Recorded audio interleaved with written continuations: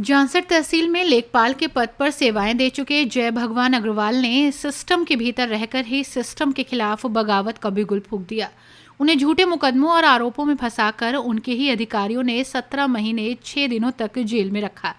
Jail में रहने के दौरान भी जय भगवान अग्रवाल ने लड़ाई जारी रखी और अपने आप को निर्दोष साबित करने के लिए 182 आरटीआई दाखिल की।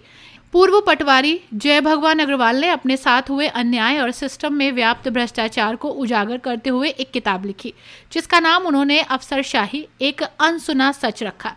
पुस्तक में उन्होंने अफसरशाही, माफिया गठजोड़, किसानों के शोषण, फर्जी मुकदमों और भ्रष्टाचार के मामलों को ठोस दस्तावेजी सबूतों के साथ उजागर किया।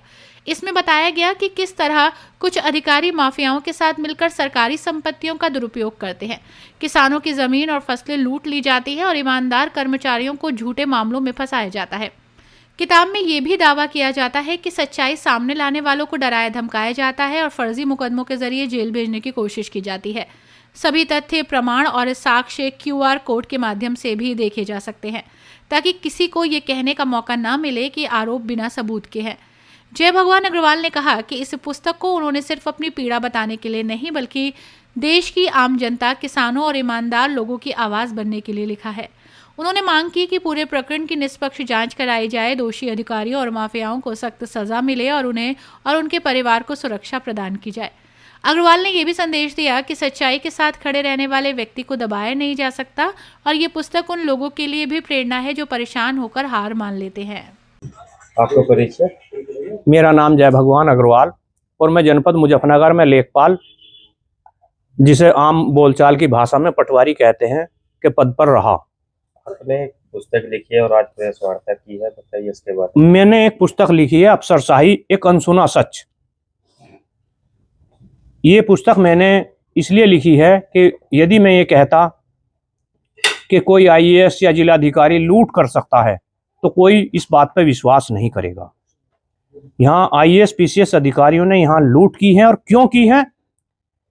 क्योंकि उनका माफियाओं के साथ गठजोड़ हुआ और मैंने उस गठजोड़ का 4/11/2014 में खुलासा किया पत्रकार वार्ता के माध्यम से।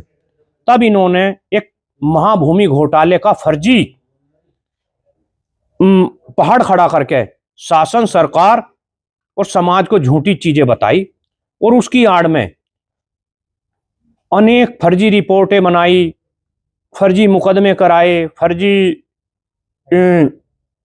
विवेचनाएं कराई, किसानों की जमीनें उनसे जबरदस्ती छीनी गई, किसानों का अरबों रुपए का गन्ना माफियाओं के माध्यम से इन्होंने लूट लिया। और ये सब गुरमीत सिंह के कहने से हुआ। इसका भी डॉक्यूमेंट्री प्रमाण इस पुस्तक में है। इस पुस्तक में जो मैंने, इस पुस्तक की विशेषता ये है कि इस पुस्तक में मैंने सारे प्रमाण क्यूआर कोड के माध्यम से आपको उपलब्ध करा दिए हैं कि कोई भी बात मैंने पुस्तक में ऐसी नहीं लिखी कि जिसे मैं प्रमाणित ना कर रहा हूं।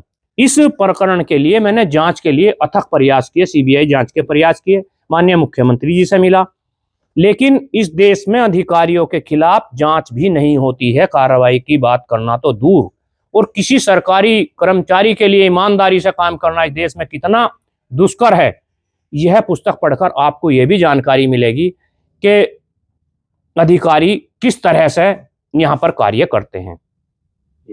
कितना समय लगा आपको ये लिखने में?